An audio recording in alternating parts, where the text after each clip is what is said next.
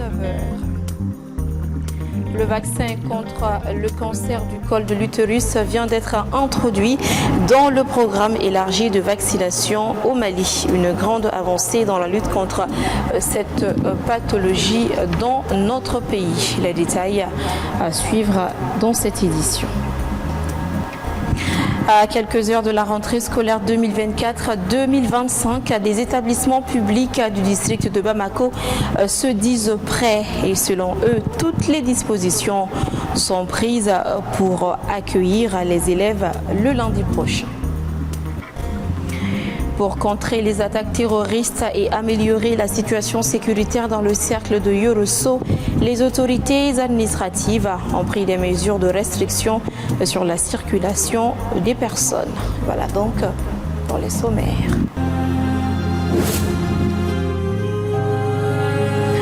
Vendredi 1er novembre 2024. Bonsoir à tous et bienvenue dans cette édition sur la télé Totalement Vôtre. En séance plénière ce jeudi 31 octobre 2024, le Conseil national de transition a adopté les projets de loi portant au code pénal et code de procédure pénale. Les adoptions de ces projets de loi constituent une véritable avancée pour notre justice. Pour en savoir davantage, je vous propose ici de suivre quelques réactions recueillies par notre reporter Zakaria Oumar Keïta. L'adoption de ces deux textes concourt aujourd'hui à apporter des corrections, à pallier aux insuffisances et à faire un grand bond dans le futur parce que désormais, dans notre paysage juridictionnel, les infractions nouvelles sont prises en charge et bien entendu, les soucis majeurs des Maliens, surtout issus des recommandations des ANR, sont pris en charge parce que simplement par l'institution, je peux dire, du juge de la liberté et de la détention. Mais aussi et surtout d'un certain nombre de recommandations fortes qui font leur apparition, notamment les incriminations liées à la traite humaine, à l'esclavage et au recel et autres. Donc aujourd'hui nous pouvons dire grand merci parce que c'est une réforme extrêmement difficile, extrêmement sensible, mais une réforme qui arrive aujourd'hui à bout grâce au concours du ministère de la Justice, du Conseil national de transition. Du début du processus à aujourd'hui, nous avons travaillé en équipe, en tandem, parce que bien entendu, si nous sommes des théoriciens ici au Conseil national de transition, on avait besoin d'avoir des praticiens à nos côtés pour confronter la réalité théorique à la réalité pratique pour ensemble trouver des solutions idoines. Donc le texte a été adopté par le gouvernement il y a un an, octobre 2023, et aujourd'hui nous sommes passés devant le CNT pour les faire adopter. La quasi-totalité des honorables, parce que nous avons 131 voix contre 0 abstention, 0 vote contre. Et dans un des textes, et dans l'autre texte, 130 voix pour, une seule voix contre. Donc c'est pratiquement le plébiscite. Donc l'adoption de ce texte constitue vraiment une véritable révolution dans notre droit pénal et dans notre droit de procédure pénale. Parce que nous avons des innovations majeures qui vont transformer les visages de notre justice, qui vont permettre d'accélérer les procédures, qui vont permettre de faciliter l'accès à la justice, qui vont permettre de moderniser notre dispositif et de les rendre beaucoup plus efficaces. Donc en termes d'innovation, pour ce qui est du code de procédure pénale, nous avons l'introduction du bracelet électronique qui va permettre de réduire les détentions, la suppression des cours d'assises qui va permettre d'assurer la régularité des jugements et des dossiers qui seront terminés. Et pour ce qui est du code pénal, en termes d'innovation, vous avez l'incrimination et la répression de la trahison qui pour la première fois est définie et pour les sanctions on renvoie aux dispositions de la Constitution. Vous avez au-delà de cela l'introduction des dispositions du droit pénal des affaires concernant les textes de l'IOMOA, concernant aussi les textes de l'OADA. Dans le cadre de la rencontre annuelle des acteurs et actrices de changement de son projet d'appui à la justice et à la paix au Mali, Avocats sans frontières Canada a organisé ce jeudi 31 octobre 2024 une conférence débat sur l'application des sanctions pénales en matière de viol au Mali. L'objectif de la rencontre est de faire l'état de l'implémentation des bonnes pratiques afin d'évaluer les impacts sur les bénéficiaires par rapport à la défense des droits de l'homme, à la promotion de l'égalité du genre et à la lutte contre les violences basées sur le genre pour chacune des zones d'intervention du projet. Le compte-rendu est signé Lassine Diakité, Montalawata. Avocats sans frontières Canada, à travers son projet d'appui à la justice et à la paix, travaille pour renforcer l'accès à la justice pour les femmes, les filles et les autres personnes en situation de vulnérabilité. Cette rencontre annuelle permettra aux acteurs de changement de faire une capitalisation des bonnes pratiques mises en avant pour le respect des droits de l'homme et également de plaider auprès des décideurs politiques pour l'application stricte de l'article 226 du Code pénal en matière de viol. La mise en œuvre des bonnes pratiques, notamment les mamans pour tous, les groupes de pression, les adolescents engagés, les leaders religieux et légitimités traditionnelles engagés ont permis de mieux adresser différentes problématiques, dont le mariage d'enfants et le viol dans nos différentes communautés. Durant les 3 derniers jours, les AAC ont partagé des approches innovantes mises en œuvre dans leur communauté pour la défense des droits humains, la promotion de l'égalité des genres et la lutte contre les VBG. Nous espérons que les discussions enrichissantes suivront les panels de ces jours sur l'application stricte des sanctions prévues à l'article 226 du Code pénal malien. Éviter la révictimisation des victimes lors du dépôt des plaintes et l'application stricte de l'article 226 du Code pénal étaient les 2 thèmes centraux de cette conférence. À l'issue des échanges, plusieurs recommandations ont été formulées afin de mieux plaider en faveur des victimes de violences. On a adressé une recommandation au ministère de la Promotion de la Femme qui est d'assurer que les services de prise en charge puissent continuer de faire une prise en charge holistique des cas de viol, de violence sexuelle. Donc, et à la Direction nationale de la police de veiller à ce que, lorsqu'il y a dépôt de plainte, que les officiers soient sensibilisés, fassent une bonne écoute, un bon accueil et prennent la plainte de manière confidentielle aussi, sans diffuser, sans exposer la personne. Donc c'est un peu la demande qui est remontée des organisations de la société civile avec nous. Nous travaillons des acteurs et actrices de changement et c'est ce que nous avons remis dans un mémorandum que nous avons remis à ces décideurs, aux représentants de ces décideurs qui étaient dans la salle. Cette rencontre débat vient clôturer une série d'activités de l'ASF Canada portant sur la capitalisation des bonnes pratiques mises en avant pour le respect des droits humains, la promotion de l'égalité des genres et la lutte contre les violences basées sur les genres.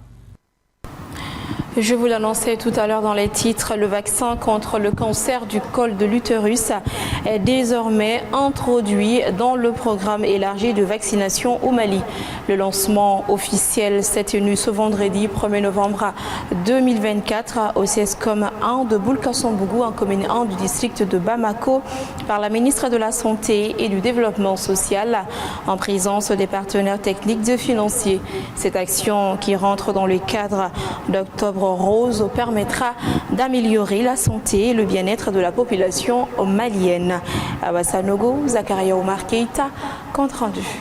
Le cancer du col de l'utérus demeure un problème de santé publique dans le monde.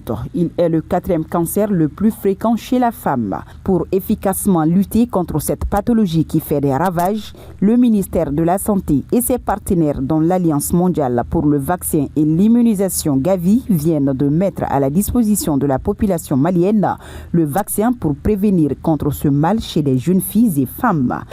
L'introduction du vaccin contre le VPH est une étape importante vers l'amélioration de la santé des adolescents, la réduction du taux de cancer du col de l'utérus et l'impact que cela a sur les systèmes de santé. En effet, avec l'administration d'une seule dose de vaccin, on peut offrir une protection durable et éviter les coûts élevés de traitement du cancer du col de l'utérus. L'année dernière, la couverture vaccinale contre le VPH a considérablement progressé En 2023, avec le soutien de Gavi, 41 pays ont pu vacciner plus de 14 millions de jeunes filles avec ce vaccin qui sauve des vies, soit un nombre plus élevé que sur toute la décennie précédente. Gavi et ses partenaires de l'Alliance visent à atteindre l'objectif ambitieux de protéger de l'ordre de 86 millions de jeunes filles dans les pays à faible revenu et à revenu intermédiaire grâce à ce vaccin vital d'ici 2025. Le ministre de la Santé et du Développement social a remercié les partenaires techniques et financiers, plus particulièrement Gavi, pour leur appui constant à la réalisation de cette introduction. Au Mali, une phase pilote avec le garde d'asile quadrivalent sous financement de Gavi a été menée entre 2015 et 2018 en commune 5 du district de Bamako et dans le district sanitaire de Fana, région de Kouligourou, puis étendue par la suite en commune 1 du district de Bamako avec l'appui de l'ONG Gaïa. Ainsi, après cette phase pilote réussie, le Mali, avec l'appui de ses partenaires, se prépare à lancer l'introduction du vaccin contre le virus du papilloma humain dans son programme de vaccination de routine ce jour, vendredi 1er novembre 2024. Cette introduction, qui se fera simultanément sur toute l'étendue du territoire national, concernera les filles de 10 ans, scolarisées ou non, soit au total 267 942 filles pour l'année 2024.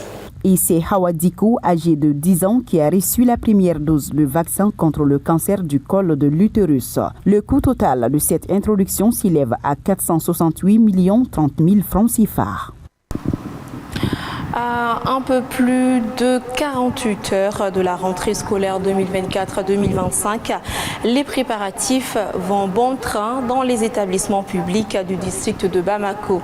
Les écoles occupées par les sinistrés des inondations ont toutes été libérées et prêtes à accueillir les élèves le lundi prochain. Le constat a été fait par Bakary MCDB. Le ministère de l'Éducation nationale a fixé la date de la rentrée scolaire à lundi 4 novembre 2024 sur l'ensemble du territoire national. Pour se conformer à cette date, les responsables des écoles sont à pied d'œuvre conformément aux instructions données par les autorités. Au groupe scolaire de Djanigela, comme dans d'autres écoles visitées, toutes les conditions sont réunies pour réussir la rentrée le lundi prochain. Nous avons pris beaucoup de préparatifs, à savoir la cour de l'école est en cours de nettoyage. Les différentes classes aussi sont en cours de nettoyage. Nous avons bien noirci nos tableaux et tout est prêt. Nous sommes là-dessus, les préparatifs se poursuivent.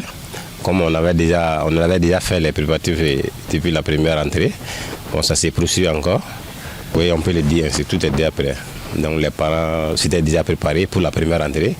Donc je crois que tout est OK. C'est en bonne voie parce que nous avons pulvérisé même aujourd'hui maintenant les salles de classe, les directions, même les tables d'ordure, les consorts, même les toilettes. Ça. Maintenant, toutes les conditions maintenant sont réunies maintenant pour que le lundi on puisse reprendre les cours. Selon le ministère de l'Éducation nationale, à la date du 4 octobre dernier, environ 128 écoles étaient occupées par les sinistrés des inondations. À notre passage dans certaines écoles autrefois occupées, on constate qu'elles ont toutes été libérées et prêtes à recevoir les élèves le 4 novembre prochain. L'école de Rimajo aussi, il y avait beaucoup de sinistrés. Bon, depuis la première rentrée, ces sinistrés sont rentrés il y a d'ici là après maintenant un mois. Et je crois que c'est nouveau, il n'y a pas de problème. Les ministres en même temps ils sont sortis, mais il y a eu plusieurs ministres maintenant qui se sont pointés ici maintenant pour leur faire comprendre maintenant qu'ils doivent sortir. Mais c'était pas la force, mais ils ont demandé. Donc maintenant c'est par suite de ça que le samedi passé, donc, ils ont pris les bagages maintenant pour aller chez eux. La situation semble différente au niveau des établissements privés. Selon certains enseignants, ces écoles sont confrontées à de nombreux problèmes, notamment le retard du paiement des arriérés des salaires des enseignants. Une situation qui s'explique, selon eux, par le non-paiement des subventions que l'État doit aux écoles privées.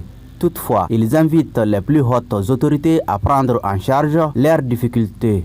Psychologiquement, ça ne va pas parce qu'on a tellement d'arriérés avec les écoles privées. Bon, psychologiquement, quand on n'a pas d'argent, on te demande de reprendre. Bon, psychologiquement, on n'est pas préparé. Néanmoins, bon, on va faire avec. Je sais que le problème n'est pas au niveau des promoteurs, plutôt à ceux qui les doivent aussi de l'argent pour qu'ils nous payent. Donc le problème est à ce niveau. Donc je crois que bon, l'appel que j'ai lancé aux plus hautes autorités du Mali, bon, c'est de voir cette situation et la résoudre. Pour une année scolaire réussite, les responsables des écoles comptent sur la mobilisation et l'engagement des parents d'élèves. Il faut que les parents d'élèves mettent à leur tête la rentrée scolaire 2024-2025 prévue pour ce lundi 4 novembre aura bien et bel lieu. Vraiment qu'ils prennent des dispositions pour que vraiment les enfants viennent à l'école. Même aujourd'hui, d'autres ne croient pas, mais il faut qu'ils croient. En attendant le 4 novembre prochain, de nombreuses écoles restent fermées au centre du pays par des raisons sécuritaires et d'autres se sont partiellement ou totalement effondrées par la pluie. Le ministère de l'Entrepreneuriat national, de l'Emploi et de la formation professionnelle, à travers l'Agence nationale pour l'emploi, a remis des kits d'insertion socio-professionnelle à 200 filles déscolarisées et des fonds de soutien à des associations. Cette cérémonie s'inscrit dans le cadre de la 4e semaine du mois de la solidarité et de lutte contre l'exclusion dédiée à la jeunesse, à l'entrepreneuriat et à l'emploi. Le compte-rendu est signé Adam Tangar. Pour marquer la 4e semaine du mois de la solidarité et de lutte contre l'exclusion dédiée à la jeunesse, à l'entrepreneuriat et à l'emploi, le ministre de l'Entrepreneuriat national, de l'Emploi et de la formation professionnelle, à travers l'ANPE, a mené plusieurs activités. Mon département a initié plusieurs actions pour marquer cette semaine. Ainsi, la signature le 21 octobre 2024 du protocole de partenariat entre la Fédération nationale de l'industrie hôtelière du Mali et 27 associations coopératives et entreprises regroupées dans un collectif dénommé Collectif Opération Savonnette.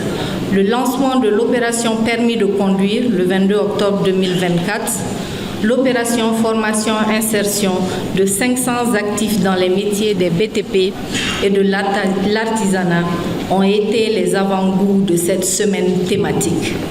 Comme si cela ne suffisait pas, la semaine de la jeunesse, de l'entrepreneuriat et de l'emploi a pris fin par la remise de kits d'insertion professionnelle à 200 filles déscolarisées et de fonds de soutien à des associations. À l'occasion de la clôture de cette semaine thématique, mon département a décidé de mettre 80 machines à coudre à la disposition de 200 filles déscolarisées et vulnérables, formées et insérées en couture. 100 kits d'équipement et de matériel de BTP à la disposition des jeunes formés et insérés. Toujours dans le cadre de la semaine thématique dédiée à l'emploi, nous avons décidé d'appuyer l'association des personnes de petite taille, donc à hauteur de 2 400 000 francs CFA. Et bien sûr, le chèque de 3 millions de francs CFA qui a été octroyé à M. Boiré, à qui je pense que des conseils avisés ont été donnés par rapport à l'utilisation de ce chèque. L'occasion a été mise à profit pour lancer la formation professionnelle d'un contingent de 300 filles et jeunes déscolarisés et vulnérables dans plusieurs secteurs. Le ministre de l'Entrepreneuriat a salué à cette occasion la collaboration entre ANP et Orabank pour le financement de projets individuels. La cérémonie a été marquée par la présence du ministre de la Santé et du Développement social et celui de la jeunesse. Actualité sur un tout autre plan, le Forum des ONG internationales au Mali, FONGIM, a organisé ce jeudi dans un hôtel de la place un atelier de restitution des résultats de l'étude portant sur la coordination entre l'humanitaire et le développement, spécifiquement dans les secteurs de la sécurité alimentaire, de la nutrition et des moyens d'existence. Selon le FONGIM, plus de 3 millions de personnes souffrent de malnutrition au Mali, tandis que 2,5 millions d'autres sont confrontés à l'insécurité alimentaire. Le compte-rendu est signé Amadou Diarra. Les chiffres clés à retenir de cet atelier de restitution organisé par le Forum des ONG internationales au Mali, FONGIM, sont alarmants. 3,3 millions de personnes souffrent de malnutrition au Mali et 2,5 millions d'autres font face à l'insécurité alimentaire. Cela démontre qu'il y a encore du chemin à faire par rapport à la réponse humanitaire que nous sommes en train de conduire. Cette réponse humanitaire ne peut être complète sans une réponse à plus long terme sur la résilience de ces populations. Il est nécessaire d'améliorer cette coordination. Les financements diminuent de plus en plus dans un contexte sahélien qui a une grosse concurrence ou de grande concurrence au niveau des crises mondiales. Alors l'urgence est de savoir comment repositionner le Sahel au centre des débats pour que les acteurs humanitaires et de développement travaillent ensemble pour renforcer leur efficacité. Plus efficient possible. C'est tout l'objet de cette étude qui a été réalisée par un cabinet et qui nous montre, qui répertorie en quelque sorte les bonnes pratiques et les différentes orientations sur lesquelles nous pouvons travailler pour arriver à un meilleur résultat et une meilleure coordination de nos actions sur le terrain. Je pense qu'on en a besoin. Nous ne devons pas nous permettre une certaine concurrence entre acteurs. Et quand je dis acteurs, j'englobe toutes les parties prenantes, que ce soit les organisations nationales, que les organisations internationales, que ce soit les ministères, les services techniques déconcentrés, les communautés. Tous nous devons nous accorder sur une ligne à prendre, une voie à prendre pour nous assurer que nous sommes efficaces dans notre réponse et que nous mettons en place la meilleure approche possible pour venir en aide aux populations les plus vulnérables. Les résultats de cette étude serviront à améliorer la mise en œuvre des programmes des acteurs humanitaires et de développement sur le terrain, tout en sensibilisant les différents acteurs à la meilleure manière de coordonner leurs actions. Le groupe Azalaï, reconnu pour son engagement envers le développement économique et social, a procédé ce vendredi 1er novembre 2024 au lancement du concours de financement Azalaï Pitch. Ce concours a pour objectif de soutenir les entreprises dirigées par des femmes dans divers secteurs d'activité. Il est conçu afin d'identifier des projets innovants et créatifs tout en offrant aux participantes un accompagnement professionnel adapté ainsi qu'un accès à des financements essentiels pour le développement de leur activité. Le Loma Debati. Les candidatures pour Azalaï Pitch sont ouvertes à toutes les femmes entrepreneurs, quel que soit leur domaine d'activité.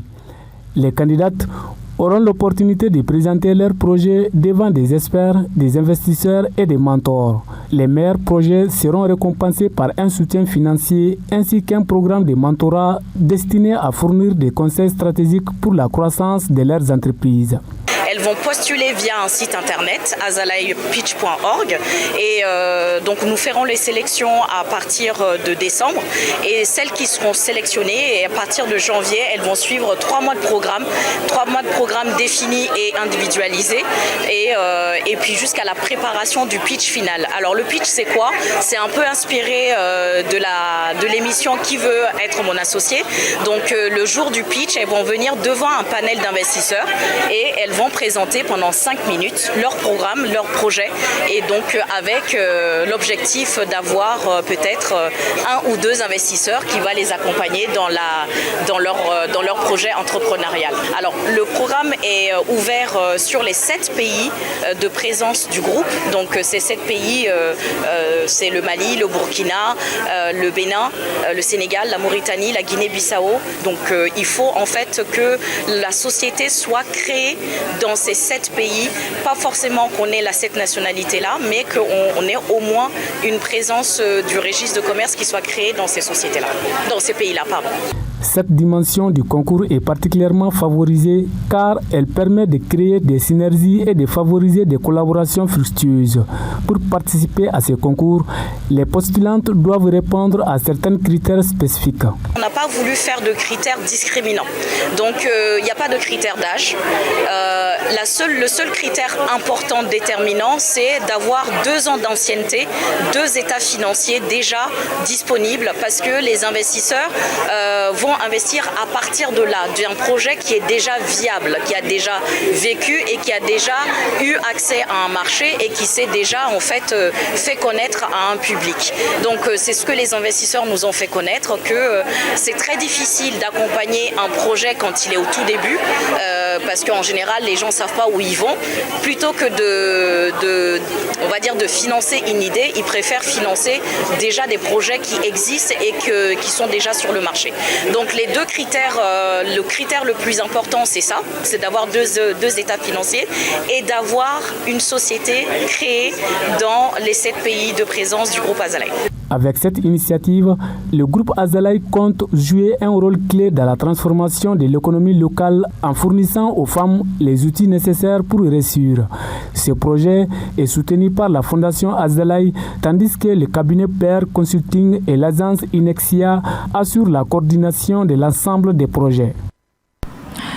La situation sécuritaire ne s'améliore pas dans le cercle de Yorosso. Bien au contraire, les attaques terroristes et les braquages se sont multipliés ces derniers mois. C'est ce qui a amené les autorités à prendre des mesures fortes, notamment des restrictions sur la circulation des personnes. Assistant Diallo nous en parle.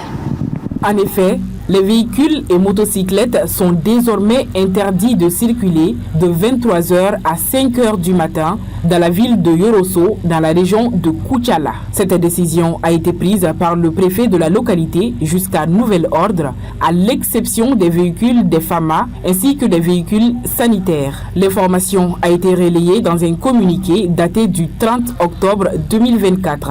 Aussi, la fermeture des écoles continue dans le cercle de Yorosso. Beaucoup d'écoles de la commune de Koumbia ont été fermées depuis plusieurs mois par des hommes armés non identifiés. Selon des sources locales, les hommes armés ont fait irruption dans les écoles de Koumbia et ont menacé les enseignants et les élèves.